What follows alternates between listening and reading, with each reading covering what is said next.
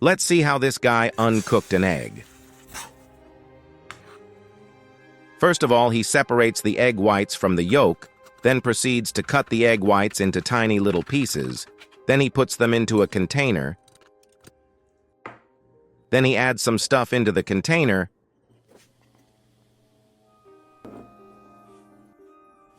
and then drains it.